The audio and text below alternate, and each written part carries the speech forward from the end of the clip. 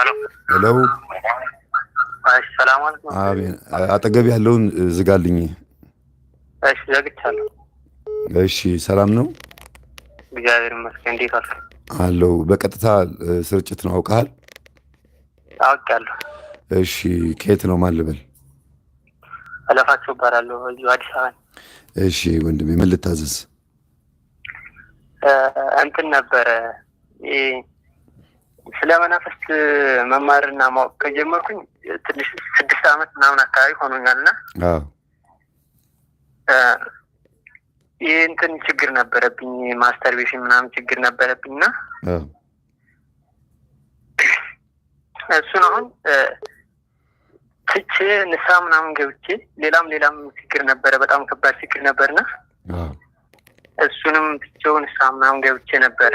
እሺ ከዛም በኋላ ደግሞ ቆይቶ ከአመት ምናምን በኋላ በቃ በሆነ አጋጣሚ በቃ እንደዚህ በተከታታይ እንትን የማድረግ ችግር የለብኝም፣ ግን ቆይቼ ከአመት በኋላ ድንገት በቃ በሆነ አጋጣሚ ይህን ነገር በቃ የማልችለው ነገር ውስጥ ገባና እንደዚህ አይነት ነገር ያጋጥመኛል።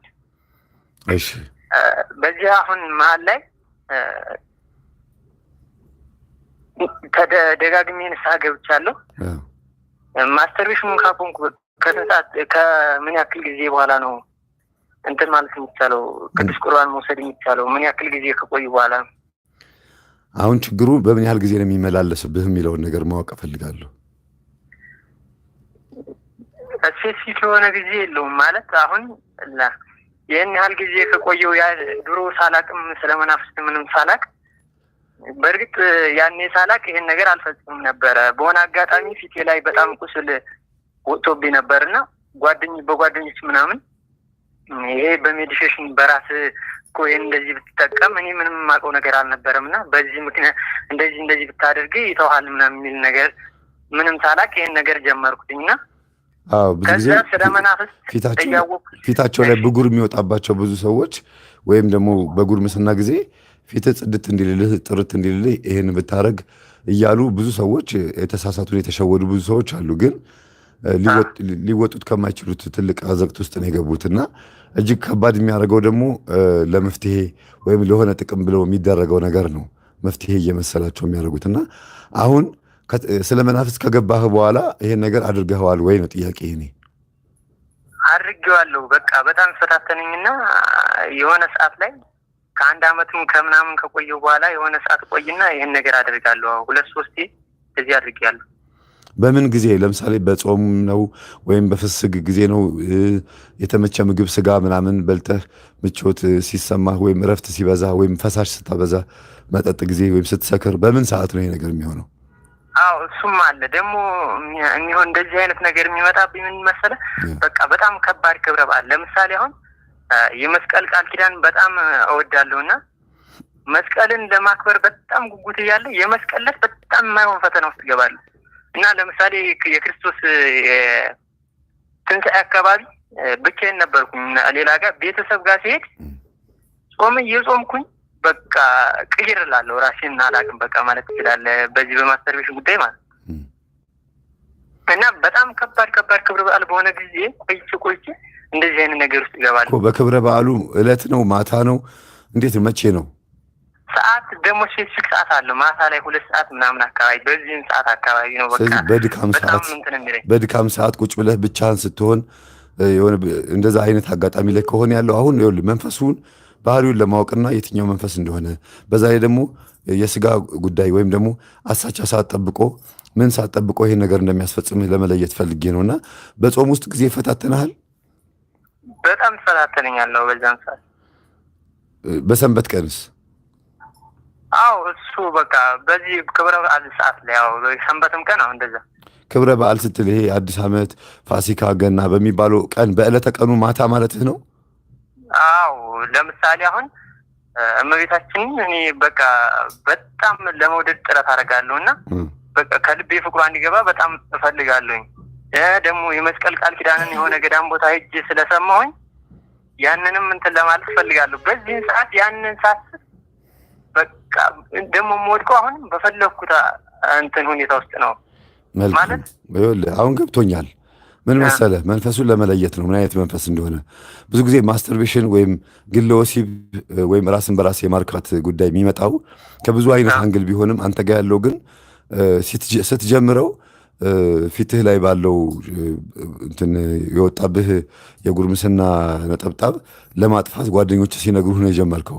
ብዙ ሰዎች ይጀምራሉ ያንን የሚያደርጉት ነገር ግን ሲጀምሩት እንደ ትልቅ ነገር አይቆጥሩትም። በሁለት መንገድ ነው መንፈስኛ ውስጥ የሚገባው። አንደኛ ያንን ነገር ለምንድን ነው የፈለግነው የሚለው ነገር ያውቃል። ሁለተኛ ነገር ደግሞ ከጀመርነው በኋላ ደግሞ ልናቆም ለምን እንደማንፈልግ ደግሞ ያጠናናል እና እድላችንን፣ ባህሪያችንን፣ ለወደፊት ያለን ፍላጎት ያውቃልና ጓደኞች በብዛት ከክርስትና እምነት ውጭ የሆኑ በእስልምና ወይም በሌላ እምነት ውስጥ ያሉ ጓደኞች አሉ? አይ እንደዛ እንኳን የሉኝም። እንደዛ በጎረቤትስ በልጅነት በጎረቤት በምናምን እንደዛ አይነት ነገር የለም። ምን አለ መሰለ እኔ ማዘር የበዓል ቀን እየጠበቀ ያማታል ድንገት ማለት ነው። ምንም ነገር እንትን ሳይኖር ድንገት ያስፋታል የበዓል ቀን ማለት ነው። እና ምንድን ነው የሚሉት? ምን አይነት መንፈስ ነው የሚጮኸው የበዓል ቀን? ምን ይላሉ? ምንም አይነት ስሙን አይገልጽም እና እሷ ምንም የምታውቀው ነገር የለም። እኛ ቤት ውስጥ ምንም ነገር አይመለክም እና እኮ ምን ይላል? ምን ይላል? በበዓል ቀን ምን ያደርጋል? ምን ይደረጋል? ወይ ምናቸው ነው የሚያማቸው? ድንገት ትጮኻለች። በቃ ለምሳሌ በዓል ቀን ቁጭ ብለን ተሰብስበን ቡና ምናምን እየተፈላ በሚሆንበት ሰዓት ዝም ብላ ድንገት ያስጮኻታል እና እኔ ይህንን መናፍስት የመምህር ግርማን ምናምን ጉባኤ እየተከታተልኩኝ እያወቅኩ ሲመጣ መንፈስ እንደሆነ ሳውቅ ከዛ ጸጥ ማለት ጀመረ። በቃ ምንም ውስጥ እሷ እንድትሰግድ ሳረጋት ምንም ድምፅ ማሰማት ተወኝ። የበዓል ቀን ምንም እንትን አይልም እና ጸጥ ማለት። አሁን ይኸውልህ በቃ ምን መሰለህ ከእናትህ ወደ አንተ የተሻገረ እናትህ ላይ ያለ ዶሮ፣ በግ ወይም ሌሎች ቡና በማፍላት ወይም ሌሎችን ላቴት የሚመቹ ነገሮች ግብሩን የለመደ መንፈስ ነበረ። ከጥንት ከእናት ከአባት ከዘር የመጣ መንፈስ። ይሄ ምን እንዳ ማዘር ጠይቂያት አንዴ ቆይ ወንድሜ፣ እሺ እንዲፋታ ስጠኝ። ይሄ ከአያት ሲወርድ ሲዋረድ የመጣው መንፈስ ወደ አንተ ሲሻገር ስልቱን ቀይሮ ዘመናዊ ግብር ነው የፈለገው። እሱ ደግሞ በፊት የዶሮ ደምና ሌላ ነገር ነበር የሚፈልገው ግብሩን። አሁን ግን በበዓል ቀን እናትህን ማስጮህ አቆሞ ያንተን ዘር ያስፈስሳል።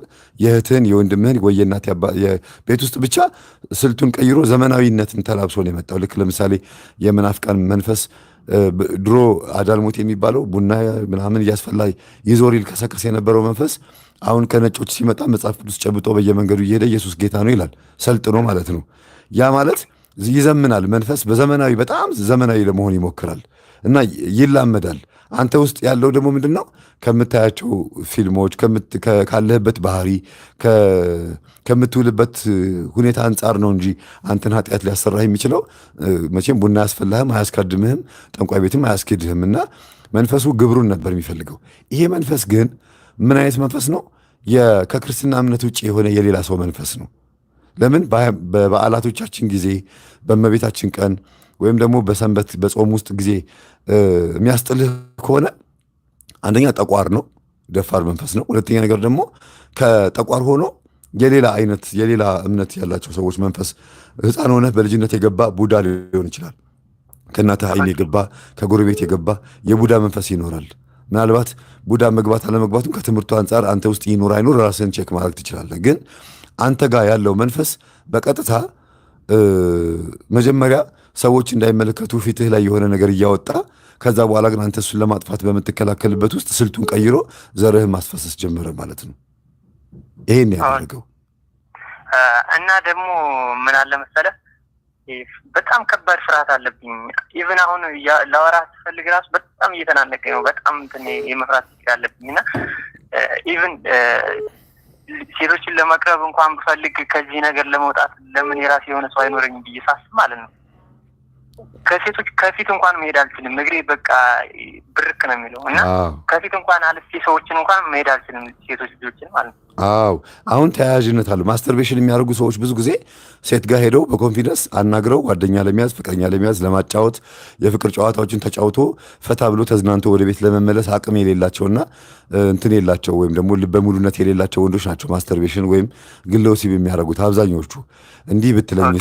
እንዲህ ብትለኝስ ብሎ የሚያስቡ፣ አንዳንዶቹ ደግሞ ስንፈተ ወሲብ ያለባቸው፣ ሌሎቹ ደግሞ አልጋ ላይ ሽንታቸውን የሚሸኑ ወንዶች አሉ፣ ሴቶችም አሉ። እና አብሬያት ካደርኩኝ ፍቅረኛ ይዤ አብሬያት ካደርኩኝ አልጋ ላይ ሲሸና ትስቅብኛለች ብሎ ስለሚያስብ ሄዶ ቡና ቤት ሄዶ ወይም እንትን ሴተኛ አዳሪዎች ያሉበት ቦታ ሄዶ ስሜቱን አብርዶ ነው የሚመጣው። ይሄ ምን ያህል ስሜቱን የሚከተልና ፍርሃት መንፈስ ያለበት ሰው ባህሪ ነው።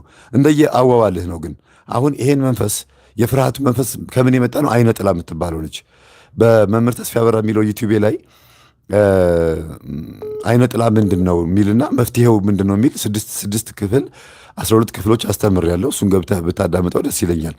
ምክንያቱም አይነ ጥላ ሴቶችን እንዳትቀርብ ካደረገች በኋላ ፍርሃት እንዲኖር ካደረገች በኋላ ራስን በራስ እያረካ በዛው ወደ ግብረ ሰዶም የመውሰድ እድል ይኖራታል። ይህንን ደግሞ የምታደርገው በምንድን ነው?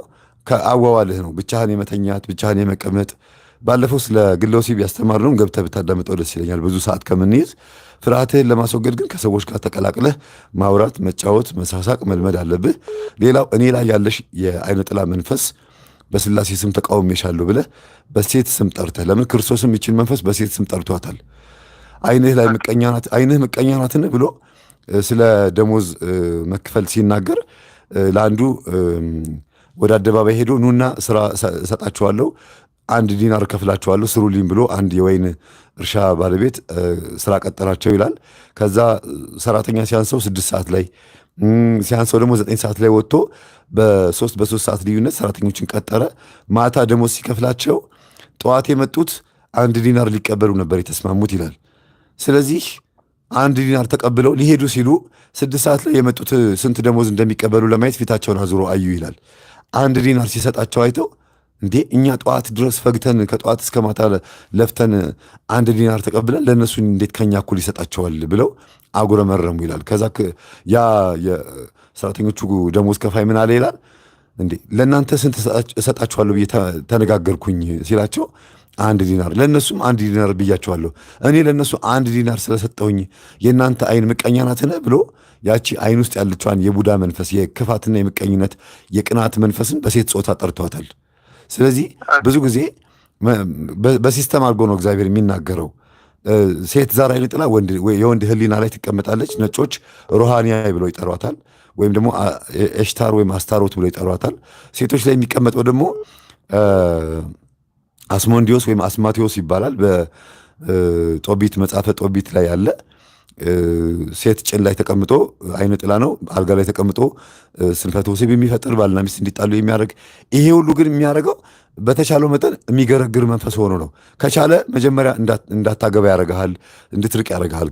ካሸነፍከውና በስግደት በጾም በጸሎት ከመታኸው ግን ትዳር ውስጥ በመረበሽ ሰላም በማሳጣት ልጆችን በማሳመም ሁልጊዜ መነቋቆር ያለበት ትዳር በማሳየት ችግር ሊፈጥር ይሞክራል ማለት ነው መንፈሱ። እና አሁን ይኸውልህ ሰዓት እንዳንወስድ የብዙ ሰዎችን ሰዓት እንዳንወስድ በአጭሩ ነው የፍርሃት መንፈሱ አይነ ጥላ ሴት ዛር አይነ ጥላ ነች። ሌሎች ሴቶችን እንዳትመለከት ያደረገችው የኔ ባል ነው አግብቼዋለሁ ብላ የምታስብ ከእናትህ የመጣ መንፈስ አለ። እናትህ ጡት ሲያጠቡህም ሊሆን ይችላል፣ ጎረቤትም ያየህ መንፈስ ሊኖር ይችላል። ብቻ ዞሮ ዞሮ አንተ ውስጥ የገባ ሌሎች ሴቶችን እንዳትቀርብ ያደረገ የሴት ዛር አይነ ጥላ መንፈስ አለ። ይሄ ደግሞ ቡዳ ዛር አይነ ጥላ ነው። ለምን ፍርሃት ይለቅብሃል። ገና ስታያቸው ፍርሃት ይለቅብሃል፣ ያልብሃል፣ ያንቀጠቅጠሃል። ኖርማሊ ወንድ እንደዚህ መሆን የለበትም እና ፍቅር ይመስላል ግን አይደለም፣ ፍርሃትም ይመስላል ግን አይደለም፣ መንፈስ ነው። እና ይሄን ለማስወገድ ረጅም ሰዓት መስገድ አለብህ። አናትህ ላይ ቅባ ቅዱስ እየተቀባህ ግንባርህን ጸበል እያስመታህ መጠመቅ አለብህ። ይሄ ነው ትልቁ መፍትሄ ወንድሜ። ይህን አሁን ከቅዱስ ቁርባኑ ጋር ማለት ነው ይህንን ከተኩ ምን ያክል ጊዜ መቆየት አለብኝ ማለት ይህንን አሁን እርግፍ አድርጌ ብተው ጸበል እንትን እያልኩ ስግደት እንትን እያልኩ ከቆየ በኋላ ቅዱስ ቁርባን ለመቀበል ስንፈተ ወሲብ ማን ነው ግለ ወሲብ ካቆምክ ከ6 ወር ከ7 ወር በኋላ ወይም ከ1 ዓመት በኋላ ብታደርገው ደስ ይለኛል። ለምን በገዛ እጅህ ስለሆነ ኃጢአት የምትሰራው በጣም ከባድ ነው። ቆርበህ እጅህን አፍህ ላይ አምጥተህ በምትሸፍንበት እጅህ ሌላ ኃጢአት መስራት ማለት በጣም ከባድ ነውና ብትችል ከአይምሮህ ጠፍቶ ምንም አይነት ፖርኖሴክስ ብትመለከት ወሲብ ብትመለከት ሴቶችን ብታይ ፍርሃቱ ከውስጥ መጥፋቱንና ይሄ ስሜት ከአንተ መውጣቱን ካረጋገጥክ በኋላ ነው ማድረግ ያለብህ ማን ነው መቀበል ያለብህ ብዬ ነው የማስበው። ግን ስግደት ይሄን ነገር ያስታግሰዋል ብዬ አስባለሁ። እሺ መምህር በጣም የማመሰግነው። እሺ ሰላም። እሺ